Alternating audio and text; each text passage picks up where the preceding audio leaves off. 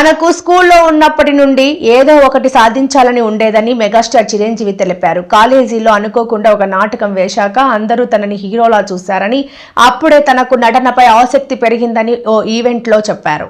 Entrepreneurship గురించి కానీ entrepreneur గురించి మీరు చెప్పాలి, ఏదైనా మాట్లాడాలి అంటే ఏం మాట్లాడాలి?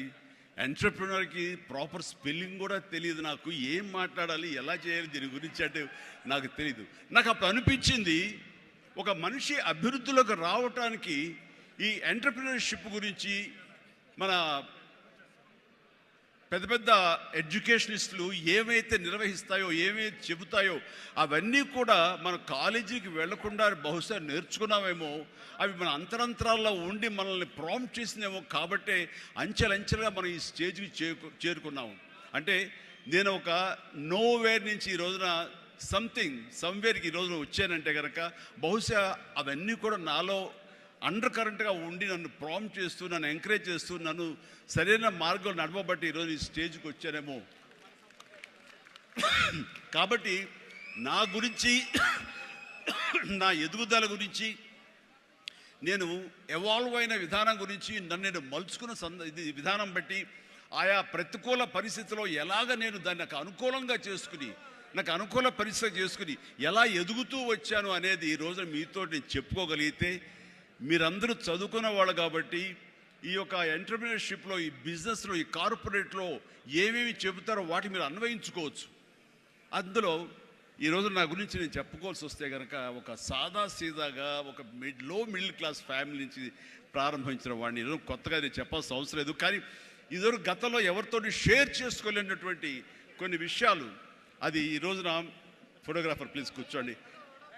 ఆల్ ద 3 కానిస్టేబుల్ గారు ప్లీజ్, థ్యాంక్ యూ. వాళ్ళందరూ మీరు అడ్డొస్తారు, మీరు కిందకి వెళ్ళిపోండి. ఓకే ప్లీజ్, దట్ అడ్లేకండి. Thank you. సో నేను ఎలాగొచ్చాను, ఏమిటి, నా మైండ్ సెట్ ఎలా ఉండింది, ఎప్పటికప్పుడు అది మార్చుకుంటూ ఎలాగ నేను ఎవాల్వ్ అయ్యాను అనేది ఈ రోజున మీతో నేను షేర్ చేసుకుంటే అది చాలామందికి ఆలోచింపజేస్తుంది, ఆచరించేలా చేస్తుంది. అది ఆమోదం అయితే కనుక అది వినియోగించుకునేలాగా కూడా చేస్తుందని నేను ఆశిస్తున్నాను. అండ్ నాకు చిన్నప్పుడు స్కూల్లో చేరినప్పుడు 7th 8th క్లాసుల్లో నాకు ఇంట్రెస్ట్ అనేది ఏమిటి అని అన్ని ఏదో ఒకటి సాధించాలి, ఏదో ఒకటి ఉండాలని ఉండేది. గేమ్స్ అనేది, ఆట అనేది ఎవరికి ఇష్టం ఉండదండి. చదువు అంటే కష్టం కానీ ఆట ఎవరికి ఇష్టం ఉండదు. సో చదువు వైపు తప్పనిసరిగా వెళుతున్నాం కానీ నా మనసు ఆటల వైపు అని. అప్పట్లో బాల్ బ్యాడ్మింటన్ ఉండేది, ఎల్లో బాల్ ఇలా ఉండేది. సో 1-2 రోజులు ఆడిన తర్వాత 3వ రోజు ఎవడో ఏమో తెలియదండి, సరిగ్గా కొడితే అది నా కంటికి తగిలి కళ్ళు వాచిపోయింది. ఆ తర్వాత మళ్ళీ ఆ గేమ్ వైపు వెళ్ళలేదు. సరే వాలీబాల్ ఆడదాం కదా అంటే వాలీబాల్ ఆ అవతల షాట్ ఎగిరి కొట్టినప్పుడు నేను ఫింగర్స్తో టచ్ చేశాను. ఇలా టచ్ చేస్తుంది, ఫింగర్తో టచ్ చేస్తే మొత్తం 7 వంగిపోయినాయి. ఆ ఆట అంటే భయం వేసింది. క్రికెట్ అంటే ఆడెవడో మన బాల్ తీసుకొచ్చి నా బొట్టనవేలు మీద కొట్టాడు, బొట్టనవేలు వాసిపోయింది. ఏంటి మన గేమ్స్ అచ్చొచ్చేలా కనపట్లేదు, నెక్స్ట్ ఇది కాదులే అనుకున్నాగా ఎన్సీసీ అనేది, నేను ఎక్స్ట్రా క్యారిక్యులర్ యాక్టివిటీస్లో పార్టిసిపేట్ చేయాలని నాకు ఎన్సీసీ కనిపించింది. ఎన్సీసీలో ఒక క్రమశిక్షణ వస్తుంది అండ్ ఎక్సర్సైజ్ ఉంటుంది, డిసిప్లిన్గా మనం ఇది అన్వయించుకోవచ్చు, అలవర్చుకోవచ్చు అనే ఉద్దేశం దాంతో చేరిన నాకు కాలేజీ డేస్లో బీకామ్ చదువుతుండగా ఫస్ట్ ఇయర్లో ఒక క్యాడెట్ ఆఫ్ ఎన్సీసీ, నేవీ ఎన్సీసీలో నేను చేరినప్పుడు ఒక క్యాడెట్గా చేరాను. నెక్స్ట్ ఇయర్ పెటీ ఆఫీసర్ అయ్యాను. ఆ తర్వాత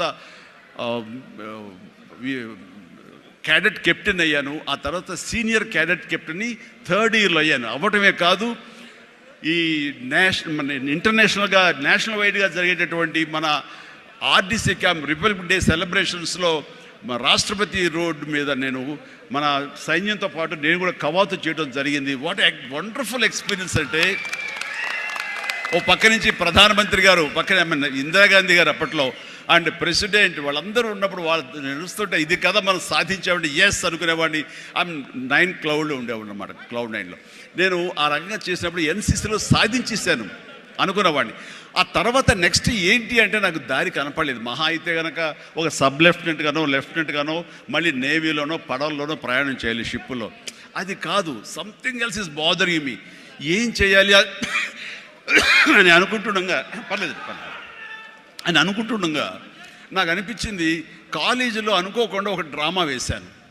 ఆ డ్రామా పేరు రాజీనామా. రాజీనామాలో నాకు బెస్ట్ యాక్టర్ వచ్చేసింది. వెంటనే ఆ ఫోటోగ్రాఫ్ ప్రింట్ చేసి మా కాలేజీ మ్యాగజైన్లో వేసిస్తారు.